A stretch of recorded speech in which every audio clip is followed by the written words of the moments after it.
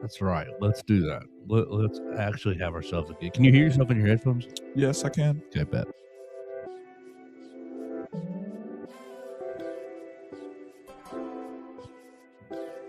This is the Joe Gaither Show on BamaCentral.com.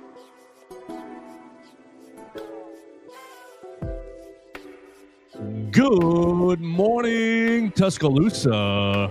Good morning, Tuscaloosa, Internet World, West Alabama. How we doing today on a Monday? It's the Joe Gaither Show on Bama Central, BamaCentral.com. Hope you and yours are doing well. We're live in the Derek Daniel State Farm Studios. We are right here off McFarland Boulevard. We're hanging out with you on the Bama Central YouTube channel, on the Bama Central Facebook page. You're listening to us on Apple Podcasts, Amazon, Spotify, wherever you get your podcasts. You can find the Joe Gaither Show on Bama Central. We're going to have a lot of fun today talking about Alabama's 96-75 loss in the CM Newton Classic. We'll take a voicemail from our man Dax. We'll hang out with our friend Hunter Brantley. You find Hunter Brantley at Hunter Brantley 8 on the Twitter machine, working for WVUA. Hangs out with us from time to time and calls the voicemail line as well. So we're going to have a lot of fun on a Monday. We're also going to be joined at the top of the hour by Trent Seaborn, class of 2027, quarterback commit, Thompson High School, 3-time state champion. So looking forward to talking with Trent Seaborn and getting to know him a little bit, as he has one more year of high school before he comes on campus and becomes hopefully your next Alabama quarterback. One of your next gets in line to become one of your next Alabama quarterbacks and maybe wins a job. So we'll talk to Trent Seaborn at the top of the hour. Looking forward to that. So we're going to have a lot of fun today. We appreciate everybody who's joining us, subscribing, rating, reviewing, sharing the show. We appreciate you so much. We're brought to you by Purple Turtle Roofing. You can call Purple Turtle Roofing for all of your roofing needs at 877-787-6635. Our man Brax Garrison, we missed him last week. He was busy putting on roofs all over the Southeast, and they'll come check out your roof for free. Call them at 877-787-6635. They'll come give you a free roof inspection, let you know how much longer your roof has. If you got any trouble spots, make sure that you are all good to go for the winter season, and you're ready for Santa to land on your roof in about 10 days. So looking forward to that, hanging out with you guys and being brought to you by Purple Turtle Roofing. With that, follow Hunter Brantley at Hunter Brantley 8. Good morning, sir. How we doing? Joe, we're doing pretty good. You know, you texted me Thursday night, and it's always good to fill in a pinch, but you texted me Thursday, and I was watching the Falcons, and they were getting their tail kicked by the Bucs 28-14. And I believe your text, it turned the tide for them because they were down, like I said, 28-14, and it just seemed like all hope was lost.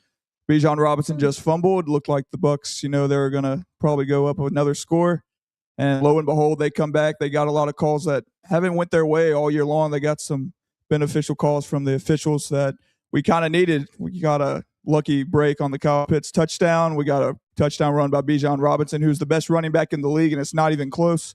And then Kirk Cousins, he did his thing in the fourth quarter, down, I think, down 2. They were down 2, 28-26. They got him in field goal range. And Zane Gonzalez booted it through the uprights, which was a sight for sore eyes. We hadn't seen a lot of that this year from Falcons kickers. Having our third kicker now, we had Young Wei Koo, we had John Parker Romo, and now we got Zane Gonzalez, and he might be the guy that's going to continue being the kicker from here on out. But and that wasn't a fumble for Bijan. That was not. No, it wasn't. No, a catch. It was not. Did you see Darnell Mooney's fumble that he somehow got on top of? I don't understand how y'all won that game with that. Like there was like $8 right there, and he just coughed it up in the middle of all of them. But somehow got on top of. That's what I was saying about questionable calls. Like, there's no way he got that fumble. There is no way on this earth. And Kirk Cousins got sack fumbled too, but ended up keeping it. Somehow, he somehow got on top of that. Wow. So Falcons, you know. What even is it? Rise up, right? Up. That is it. Rise up. That's our slogan, and we haven't been rising up at all ever since the Super Bowl in 2017 when we got blanked. Let's see, up 28-3 and choked. Well, that's we always do. That was a tough scene. It was a tough scene. I was crying in my room that night. I believe myself it. To sleep. It was brutal. Probably the worst loss I've ever had. What were you, like 8 years old? No, I was like 16, 15, 16. Come on now. Yeah, terrible. Don't play with me like that. But, yeah, it was brutal. It really was. And I think we'll still be in the market for a kicker, honestly. We need to tamper with Tate Sandell. We're going to talk about Alabama and Oklahoma, and he won the Groza Award on Friday night. honestly, it wouldn't be a bad idea if we have a scout on hand. If after the game we slide him $10 million and be like, hey, man, come on in the draft. We'll take you 5th round, 6th round. We're in desperate need of a kicker right now. He's a along stud. With quarterback. He is a stud. He wears his Daisy Duke shorts out there, and he's like 5'4", and he's kicking the ball from 55, and it's got plenty of leg to be good from 70. So he is phenomenal, and Alabama's going to have their hands full with him. Believe it or not, it's kind of weird saying that about a kicker. You usually don't even think about that stuff, but he's in the class somewhat with Brandon Aubrey, to be honest with you. Yeah, made a 50-yarder here in Tuscaloosa a couple weeks ago. And I think he made 2 against Tennessee. He made 2 55-yarders. Yep. I mean, he's unreal. He really is. Doesn't care about any environment. Says just line it up and let me kick the thing. He doesn't. But back to the Thursday night game, it seemed like both coaches, they were trying to outdumb each other. 19 penalties for the Falcons, and then Todd Bowles. When you look at that team on paper with Baker Mayfield and Mike Evans, Chris Godwin, Abuka's come on strong, K-Dot and Bucky Irving. It's hard. It's really hard, and it's hard to fathom that they're 7-7 right now, and they're struggling for a playoff spot, struggling to win that division. And when, like I said, you look at them on paper, there should be far and away the best team in the NFC South, but it doesn't seem like that way for some reason. And I really can't put my finger on it, to be honest with you. I know they've had injuries; the injury bugs bit them from time to time. But my goodness, dude, you got all these weapons. You're in a weak division. I mean, come on, you got to clutch up and win some games right here. Yeah, and the E by the Falcons standings means that y'all are eliminated anyways, even with winning. Unfortunate. We were 4-9 going into that game, already eliminated from postseason contention. Don't have a first-round draft pick, and Raheem Moore saves his job, I guess, somehow, some way. Lots of E's are popping up on this standings list now that we have gotten closer and closer to the end of the year. Looking forward to Bears don't have an E next to their name. Luckily, for the first time in a while. Exactly. I'm not pounding my chest. I'm just excited and enjoying some December football for the first time in a long time. Why don't we get the show started with basketball, because that's the most recent Alabama activity on a playing surface. Alabama up in Birmingham. You were there for WVUA. I was there for BamaCentral. Alabama Sadly. Up in Birmingham, losing 96-75. Hey, winning by 2 at halftime. Jaden Bradley and them boys put it up on Alabama in the second half. 13 points for Jaden Bradley, 7 assists, 5 rebounds. But really, it was Braden Burry's 28 points. I think he had 15 points in a row at one point in the second half. Just absolutely obliterated Alabama in the second half. 22 offensive rebounds. Ended up turning over Alabama 15 times. Ended up having 15 second chance points. 44 points in the paint to Alabama's 20. Alabama shooting very well in the first half from 3-point line. I think they were 7 of 17, but only was 5 of 15 in the second half, and really just could not get anything going. Just your big takeaways from the CM Newton Classic is Alabama has now fallen to 2-3 in the event. You've beaten Davidson, Liberty, and Illinois. You've lost to Gonzaga and Arizona. Or no, excuse me. You've beaten Liberty and Illinois. You lost to Davidson, Gonzaga, and Arizona in this event. And Alabama now falls to 2-3 in these marquee games on this season. I mean, you beat St. John's and you beat Illinois. You lost to Arizona. You lost to Gonzaga. You lost to Purdue. Thank you very much. At the crib. Right. So not meh non-conference. I don't really care about all these bye games, and I don't really care about the other games in the Players Era Festival against Maryland and UNLV, teams that can't stand toe-to-toe with you. But just where do we stand? You got 3 more games in non-conference action before SEC play starts. What were your takeaways from Saturday night and kind of your thoughts for this team going forward the rest of the month? My biggest takeaway had to be I've been watching Nate Oates ever since he got here, and I've really been paying close attention ever since the COVID year when John Petty and Herb Jones was here, watching every dribble dang near. But this is the first time in the Nate Oates era that I feel like that team, figuratively speaking, quit. Not literally quit on Nate Oates, but that Arizona team, made Alabama tap out.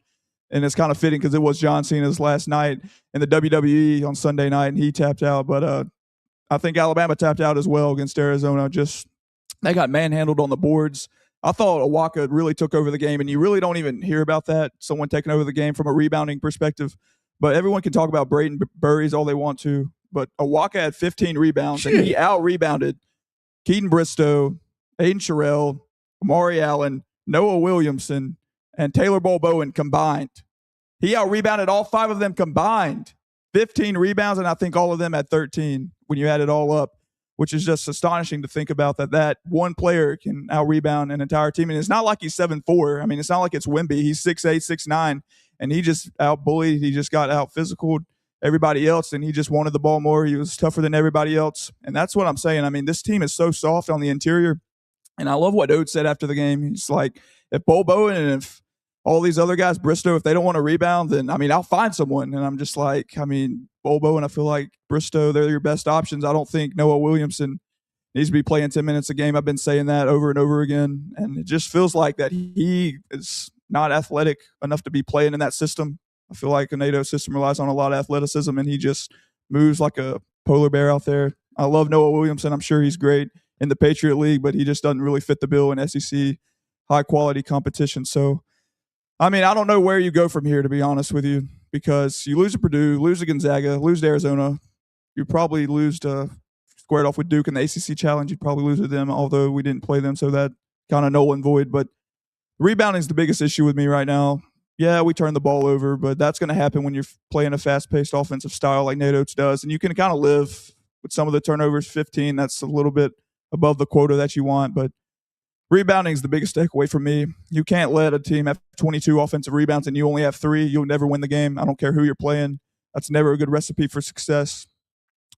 And Tommy Lloyd, he said it after the game. He's like, we didn't really say anything at halftime to get those guys fired up. We kind of just had a civil conversation about what we need to do better, what needs to happen in the second half in order to win the game.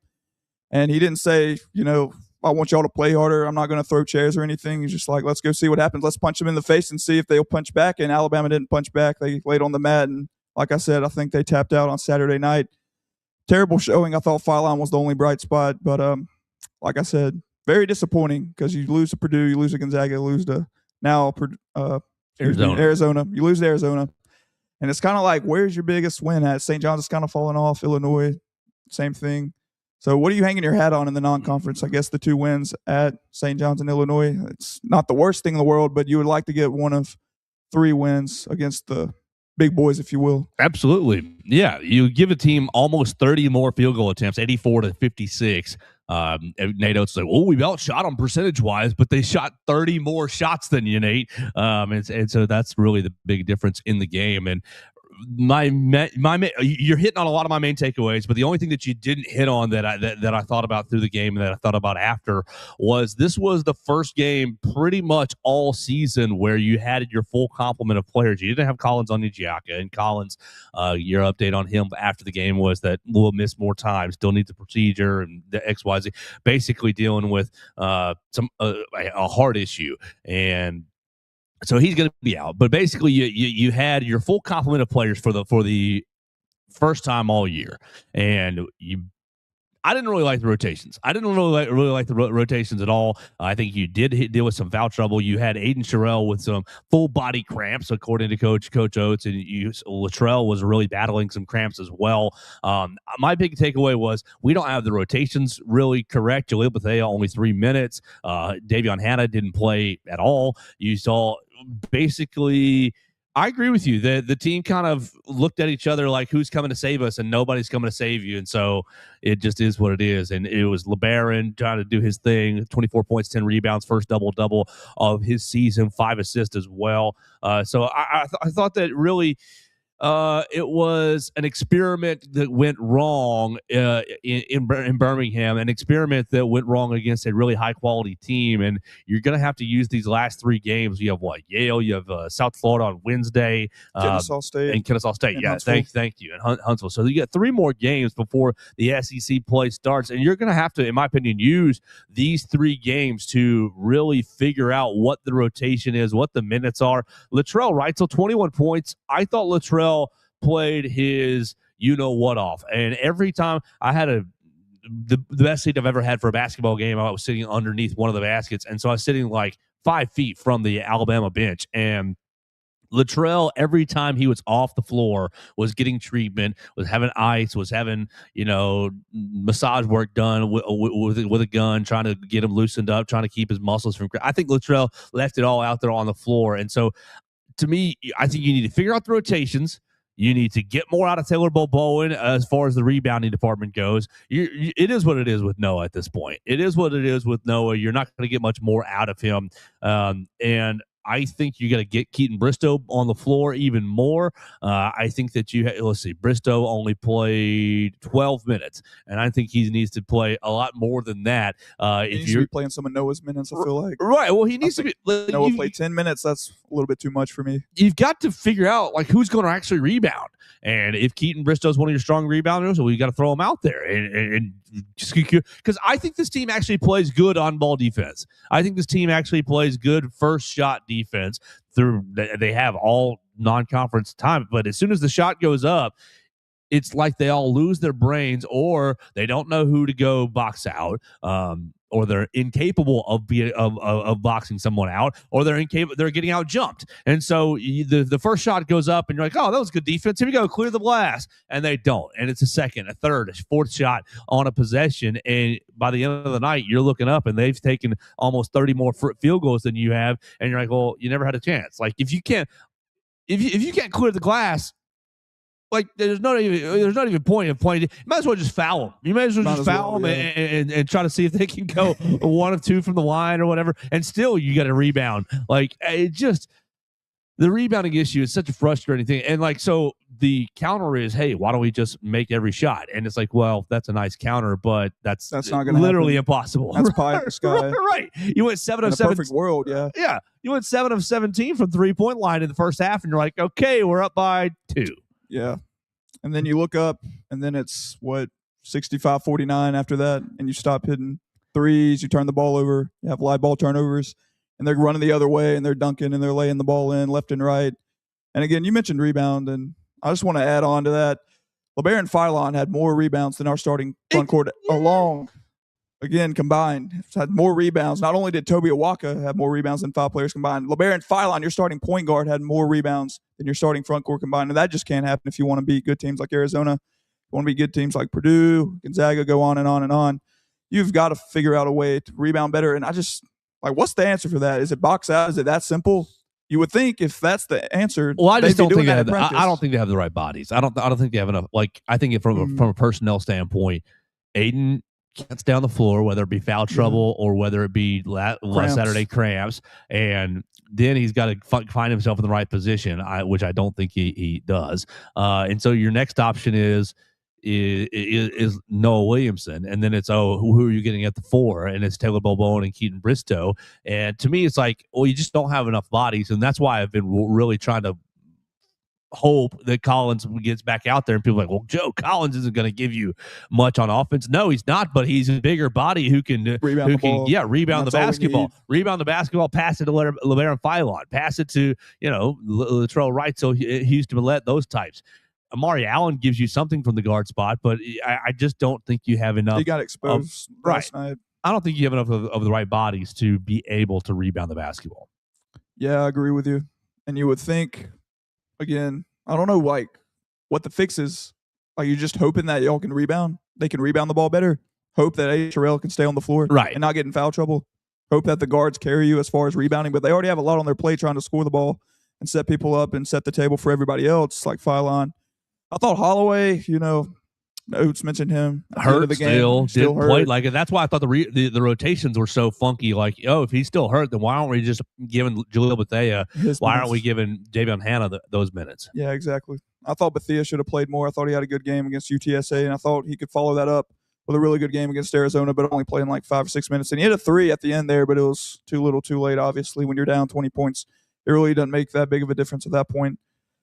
But I agree with you. I think the rotations need to be better. I think we need to get everyone healthy, as much health as we can. And then I think that another thing that doesn't get talked about enough is the timeout or lack thereof that Nate Oates didn't call when we were down 20 points, 15 points when they went on that 28-6 run.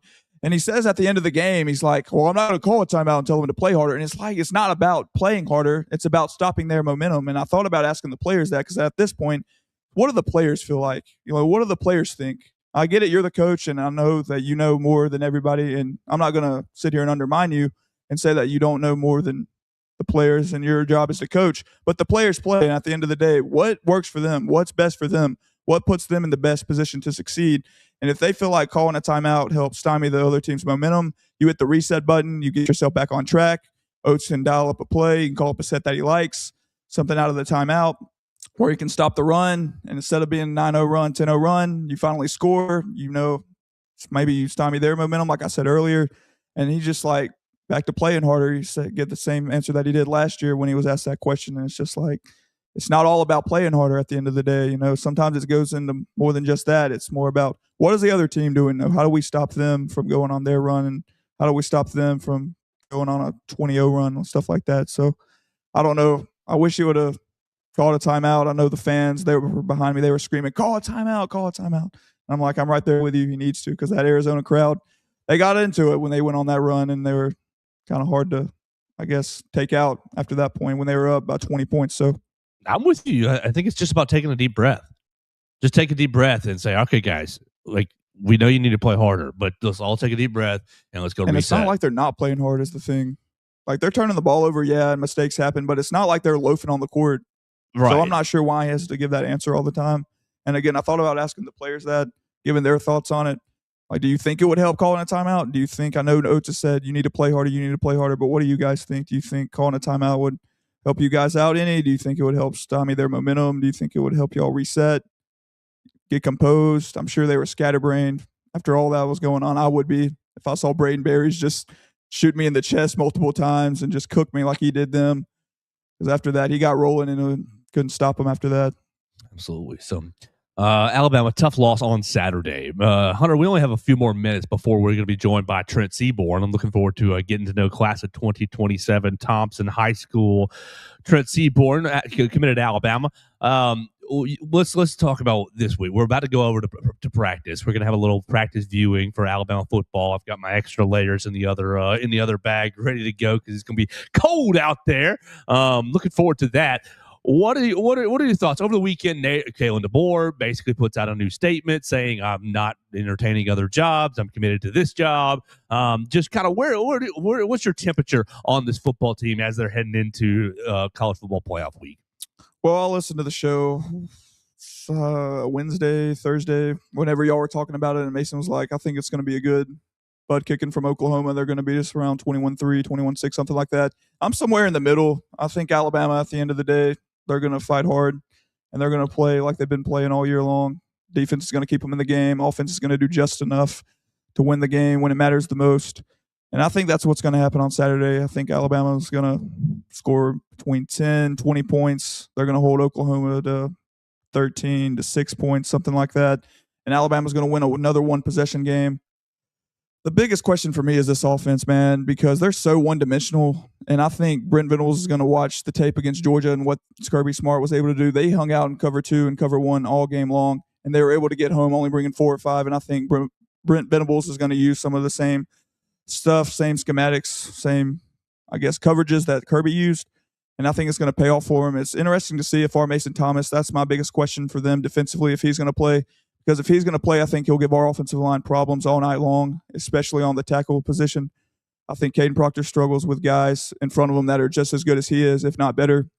And it becomes a stalemate if the other guy doesn't just whip them all night, especially if they've got speed around the edge. He's been struggling with that.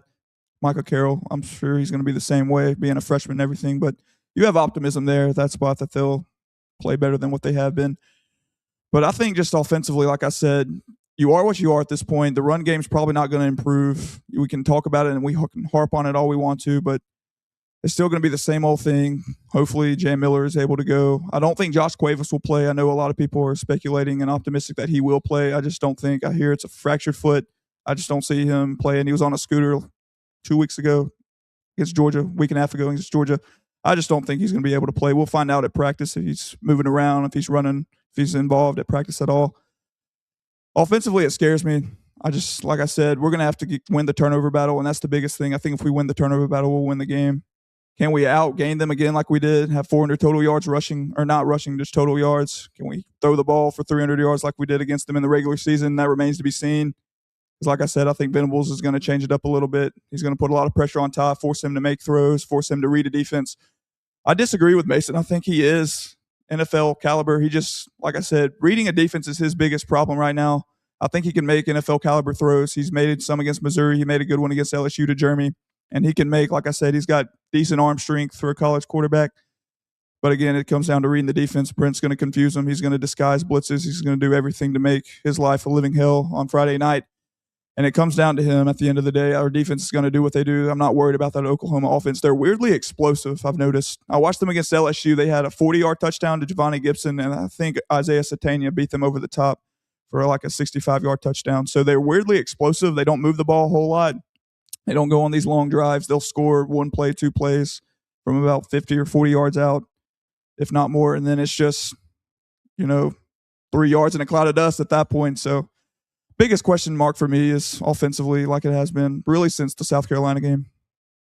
Right. I think you're seeing things very similar to how I'm seeing it. I think that my biggest curiosity is for Ty Simpson, how the first experience is going to kind of change, or not change, but how he's going to develop from the first experience. Is he going to be able to see, okay, they're setting up with this look, I'm familiar with it, I know what to do. I'm curious to hear from Trent here in a minute about really playing a team twice in a season, or playing a team twice, like how you can improve, and maybe what he would do, what he would ask, or what he would tell Ty going into this game. Really, it's about taking care of the football. You take care of the football, you play strong, well on special teams. I think you're going to be definitely in this game all the way down to the end.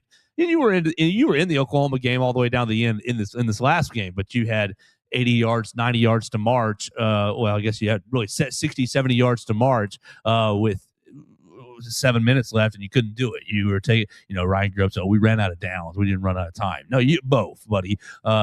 You couldn't really move the football late in the game against Oklahoma, set yourself up for a game-winning field goal opportunity, and that was pretty much the game. Obviously, the turnover set you up to that point, but I think they'll run the ball. I think they will run the ball okay in this matchup. I think you'll get Cam Dewberry back, and they'll run the ball okay in this matchup. And it's really just going to be about Ty, as you said, seeing the defense and not letting Brent Venables confuse him. Yeah, I agree with you. Though, back to the regular season matchup, I don't really understand Grubb saying that. He acted like we had 20 minutes, like it was middle of the first quarter when we had 5 minutes left to go in the game, and he's moving at snail speed instead of moving. Well, you only needed about 45 yards or so, but they had plenty of time. But they had plenty of time. Like I said, there was 5-6 minutes left, but they just moved so lethargic constantly over and over again. They let the play clock get down to 3, 2, 1, and then they snap it, and it's just like, I don't know if it's because Venables is changing things up on his end, and then we have to adjust. We have to audible to something that we like, and then it becomes a cat and mouse game. And that's just how Venables is. I know it's going to be an ugly game on Friday night. I'm getting that feeling. I'd be shocked if we blow them out, kind of like what Georgia did to us. But it's interesting to see because last game against Georgia, we were the ones being hunted in a revenge-style game. Now we are the ones doing the hunting, if that makes sense. So it's interesting to see the different sides of the coin on that. I think it's a lot different, and it's a lot better being on the side we're on right now, trying to get revenge for Oklahoma after losing in the regular season. But how much does that even matter when the game gets started and that ball is being kicked off? Well, exactly. It's going to last you about 3 plays. It's going to last you about 3 plays, and then you're back to relying on your level of training, relying on the film that you've watched, relying on your preparation, and basically being able to be better in your techniques than they are. So I do think that, okay, you'll be juiced up in warm-ups for that, and, this is where the season kind of went off the rails last year, and, they beat us in November. I'm fired up to go. But you get your 3 plays, and then it's back to the next 57 minutes are going to be, or 58 minutes are going to be basically who can play better football in that matchup. So I'm looking forward to it. We're going to go out to practice here at 10:50, so you'll be able to see that on the BamaCentral YouTube channel. We'll have 3 or 4 different people out there filming, and we'll have 3 or 4 different cuts of video out there. We'll hear from Coach DeBoer at 1 o'clock, so you'll have that as well on the BamaCentral YouTube channel. He'll get to speak after putting out the statement, reaffirming his commitment. I mean, come on, nobody was surprised where we I was not, no. Right. I never bought into we that. said it last week. BS. He's not going to Michigan. Everybody that we talked to outside of things was like, no, I don't really think he's doing that. I'm sure it took him. Somebody was like, it took him too long to put the statement out. I'm like, whatever. I'm sure he wasn't even worried about a statement. And someone was like, you want to put out a statement? Sure. I'm sure Greg Byrne went up to him and said, Right. hey, do you just want to confirm this right quick? Right, exactly. Before we start I don't think it was a week? priority to him at all. And so we'll hear from Coach DeBoer at 1 o'clock, and it'll all be about preparation for this trip out to Oklahoma. We've got media a couple of different times this week, and then I'm driving on Thursday all the way out there, and it's going to be a lot of fun. We'll see what happens. Hunter, why don't we transition? We're going to talk to Trent Seaborn, class of 2027 quarterback. Let's get the goat committed on to the here. Crimson Tide a couple weeks ago. But before we do, we want to remind you this program is brought to you by Purple Turtle Roofing. At Purple Turtle Roofing, we're not just another contractor, we're your neighbor and your advocate when it comes to protecting your home or business. With years of hands-on experience, top-tier certification, and a commitment to excellence, we've built a reputation as Alabama's go-to roofing solution. We specialize in residential roofing, commercial roofing, emergency storm repairs, full-on roof replacement, insurance claim support, and more. You can call Purple Turtle Roofing at 877-787-6635 for your free roof inspection today. They'll come out, check out your roof, make sure that you are ready to go for the winter season. Make sure your roof is ready for Santa to land on before he brings you all your Christmas gifts. Call Purple Turtle Roofing at 877-787-6635. And with that, let's turn our attention to class of 2027 quarterback Trent Seaborn. Hangs out with us, three-time state champion, coming off his most recent state championship victory, 48-10 over Opelika. Good morning, Trent. Thanks so much for your time. How we doing? Good morning. How are you? Thank you for having me. Very, very good. Excited to chat with you today, and excited to get to know you a little bit before you come to the capstone officially. Another year and change before you're here. But Trent, just you've been to Alabama like a million times. You're right up the road, 45 minutes up the road. And we wrote about your commitment. We had our friend Henry Sklar write about it and do a really nice feature on you. Honestly, we'll put that out, tag it today. Just talk to us about really this high school season, winning a state championship again, and just what it means to you to be committed to virtually the hometown team. Yeah, I'll start off with the season. This year, it was a very up and down season. It's actually kind of funny. We won state this year. We won state last year.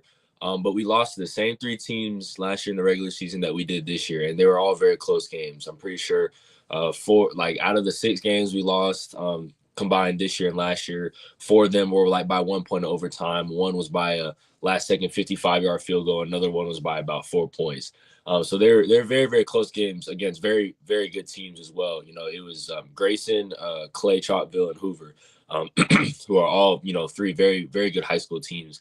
And so going back to this year, it was winning that state championship. It's honestly no better feeling. It was a blessing, and I think I can speak for all the guys on my team that we were very, very happy with the outcome. But it didn't come easily. We had to go through a lot of adversity. Like I said, throughout the season, losing those same 3 games, and it really hurt us. In the regular season. But we knew we had to stick together as brothers, and we came together as a team, and we know that our peak is always in the playoffs. So when that first round of playoffs hit, we kind of hit on a rolling stone, and we just kept going.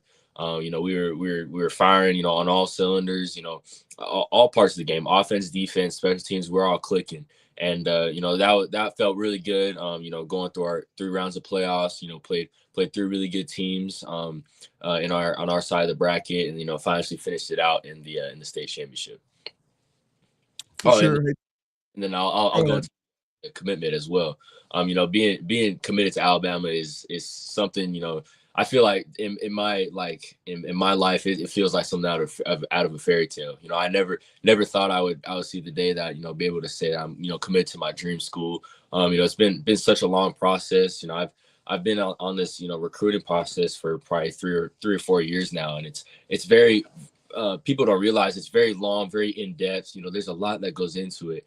And, it also hurts too, because, in this recruiting process, you meet so many different people at different colleges, you go see different campuses, different organizations, different coaches.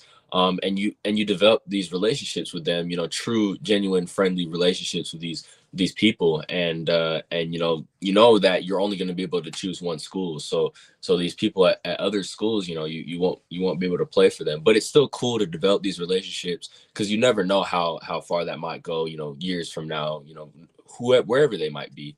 But my relationship with Coach DeBoer and Coach Grubb, and obviously Coach Sheridan as well, who I'm the closest with, It's been really great. I love all three of those coaches. I think they've done an outstanding job so far. For Coach DeBoer to come in and fill the shoes of, the legend Nick Saban, I think there was nobody else better fit for that job than Coach DeBoer, and he's done truly a tremendous job. I agree with you, Trent. This is Hunter from WVUA. It's been an honor and a pleasure to watch you play, really, ever since your 8th grade year. What you've accomplished has been phenomenal, and I believe the best is yet to come. Speaking of best, let's talk about Coach Mark Freeman. He's won 6 state championships in the last 7 seasons.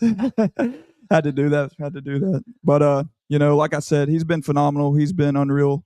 He's definitely the GOAT right now as far as high school football goes. Just what is your relationship like with him? How much has he helped you on and off the field? How much has he helped you with recruiting? And how much do you lean on him? He's coached a lot of great players that went to schools like Clemson, Georgia, Alabama, Auburn, you name it. But just talk to me about your relationship with Coach Freeman and how much has he helped you as a man on and off the field? Oh yeah, Coach Freeman is one of the most special people in my life.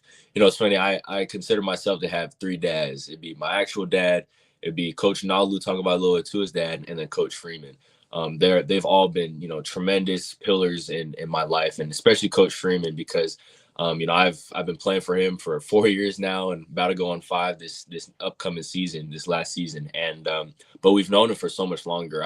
I've known Coach Freeman since I was about 3rd grade, and at the time we were living in Colorado. This is when Talia first enrolled here at Thompson, and Tua got to Alabama.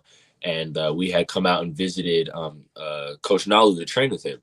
And through that visit is when we met Coach Freeman over at Thompson. And I remember my dad and my mom, they absolutely fell in love with him. He's such a great person, great character. Not only is he a phenomenal high school coach, but he's also a person of genuine faith, someone that's going to develop you as a player, but also as a person off the field. And that's someone that my parents wanted me to play for. And I was in 3rd grade at the time, and I never knew I would be here right now. But eventually, God opened doors to where it would allow us to move out here to Alabama so that I could play for Coach Freeman. And I remember moving here in 7th grade, and as soon as I got here, I was pulled up to varsity. Obviously I wasn't playing, but I was practicing with them, going to all the workouts and stuff. And Coach Freeman was there with me every step of the way. He helped me learn his playbook, his offense. Now I know it like the back of my hand. I could probably predict whatever play he's gonna call. And but he's just been such a big part of my life. Obviously, people say I honestly think he's probably the one of the greatest high school coaches ever. I think he's got at least 10 state championships total. I can't remember the exact amount. I know he's got 6 here at Thompson. He's led this team to 8 straight, which is honestly nothing short of impressive. Especially the fact that before he got here, Thompson was like I'm pretty sure a winless team before he got here.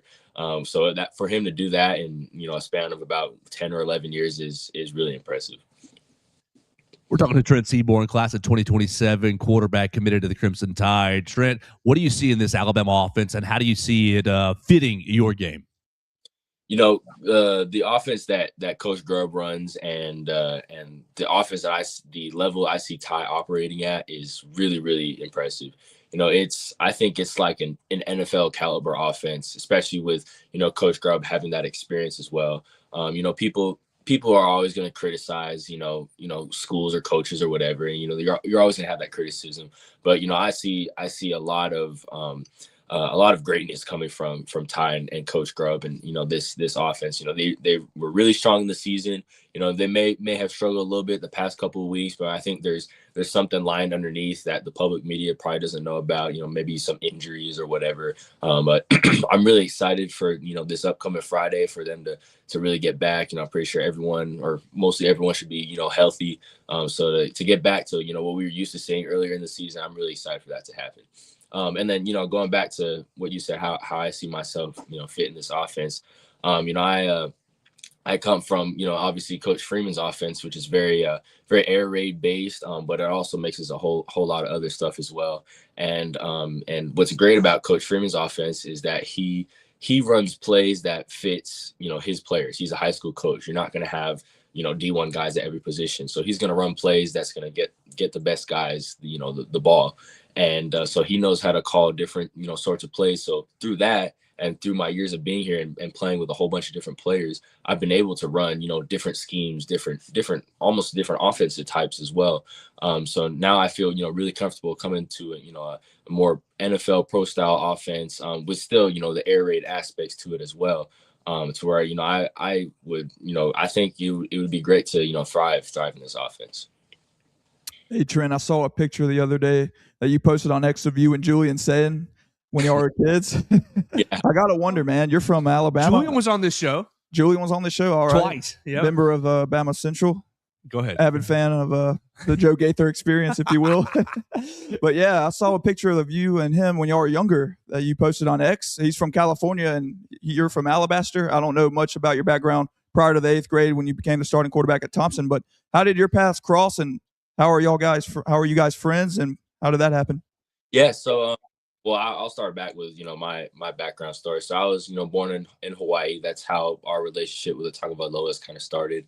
I grew up playing football and, one day my dad took me to a camp and it was Coach Nalu was running the camp. It wasn't even a camp, more like just a clinic workout, whatever. And, that's how we met Coach Nalu. And, we've been close ever since. He's trained me pretty much my entire life.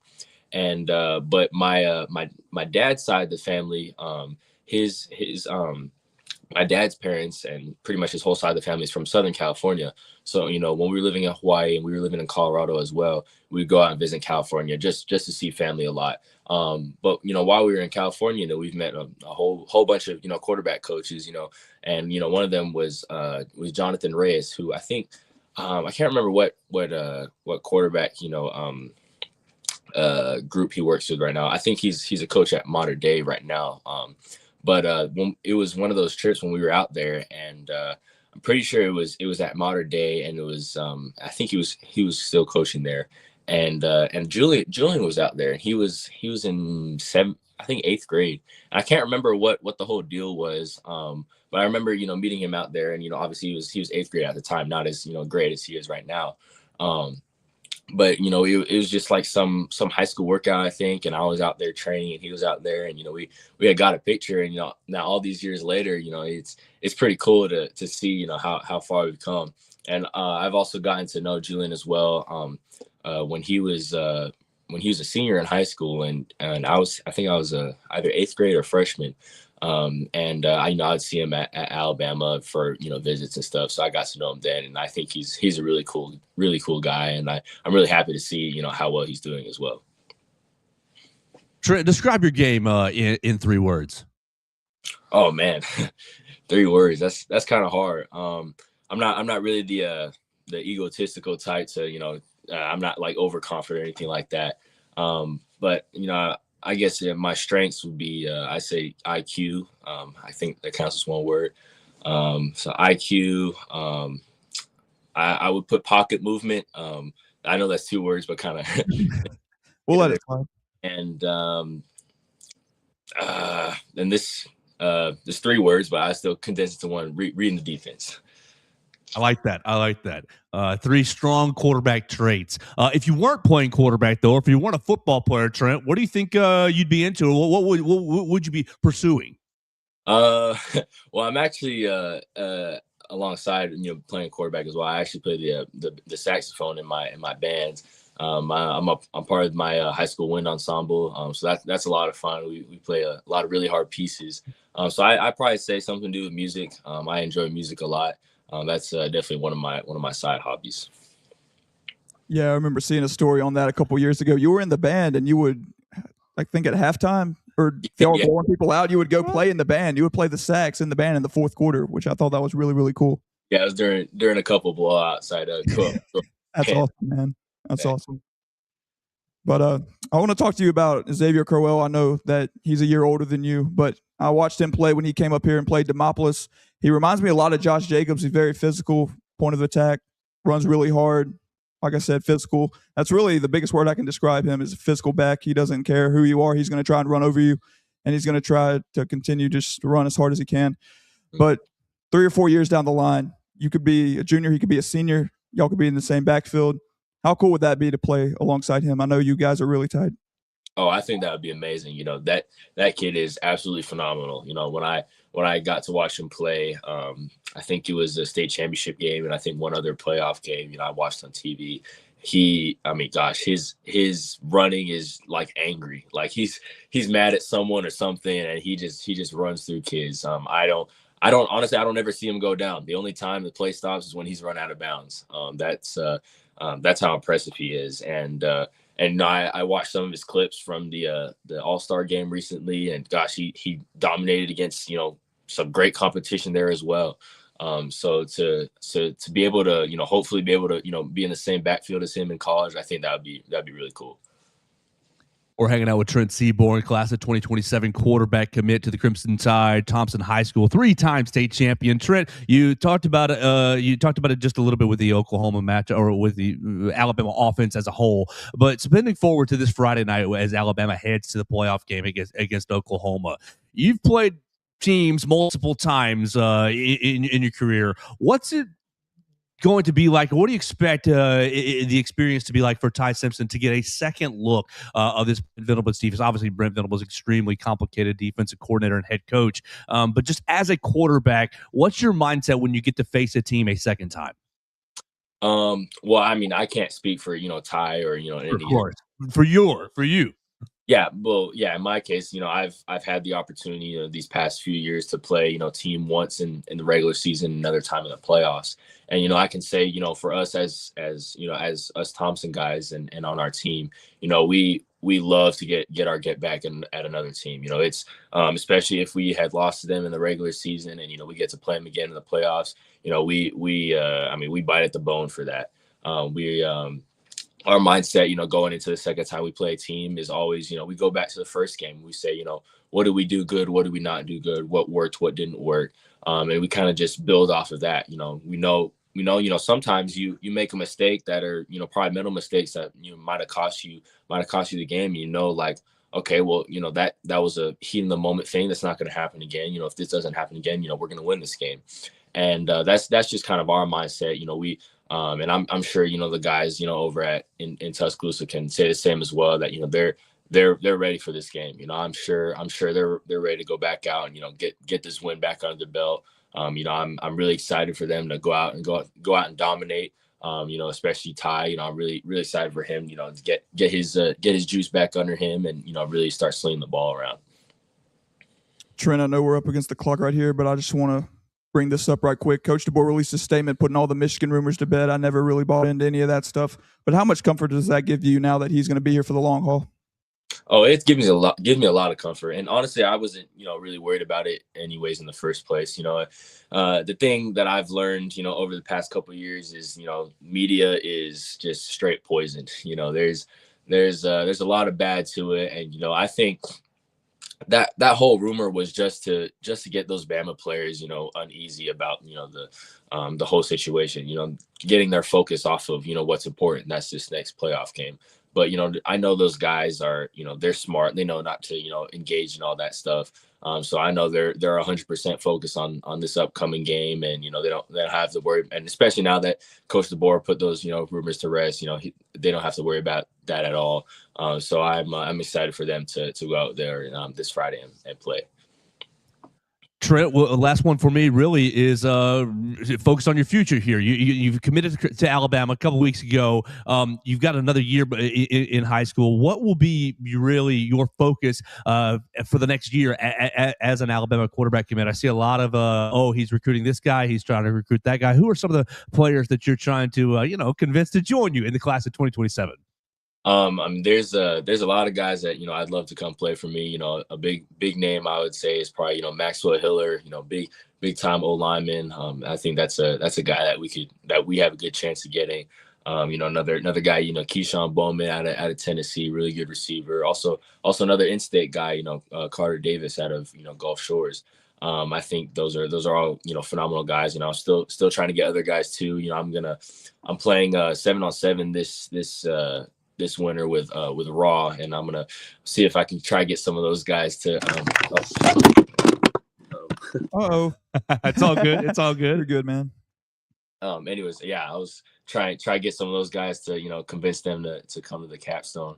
But aside from the recruiting aspect this year, one of my personal focuses is to really just developing and getting ready to make that transition from high school to college. That's a big transition. It's a big learning curve. Not only physically but mentally as well. I've had the opportunity to talk to a lot of quarterbacks that have gone on to play from high school to college, and I always ask them the same thing. What was the biggest thing transitioning from high school to college? And they always say it's the learning curve. Obviously the physicality comes with it too, and playing against bigger, faster, stronger guys. But the mental part is very, very important. Learning your plays. Learning your coverages. I mean, gosh, defensive schemes become 20 times more advanced that they do in high school. And also the biggest thing that they said was the most important thing was learning your protections. So that's something I've really been trying to get good at. It's actually something we do here at Thompson. Always learn our 3-man slides, our 4-man slides, our 5-man slides too. And that's something that I've been able to slowly develop here being in high school, is being able to change your protections, seeing where the pressure is coming from, seeing secondary rotation, and predict possible blitzes. So that's actually really helped me a lot being here at Thompson. So I'm excited to keep developing that before I get to college. Well, Trent, we're really looking forward to watching your final year at Thompson. I've really enjoyed watching you over the last few years over there, and I appreciate you hanging out with us today, man. Hope you have a great Christmas season. You a big Christmas guy? I am. I love Christmas. All right, awesome, man. Well, enjoy your Christmas season with your family, and hopefully we can do this again soon. Thank you, Trent. Have me. Merry Christmas. Absolutely. That's Trent Seaborn joining us today. Class of 2027 Alabama football commit, hanging out with us for the first time on the Joe Gaither Show. Hopefully we'll catch up with him a couple of more times. Hunter, what's your biggest thought or takeaway from Trent? That was good. That was good stuff. Yeah, I loved asking him. I was going to ask him the same thing about the saxophone. That's a really cool hobby, and I know he takes a lot of pride in that as well as his football. So it was really interesting to see him talk about that. But I like that he's, I guess, not arrogant. I really like that a lot, that he's poised, that he's confident, that it's not just arrogance like Diego Pavia and like Johnny Manziel. What did you think? Diego lost his mind a little bit this all the weekend. voters, they didn't vote for me. Poor Nick Kelly. Oh.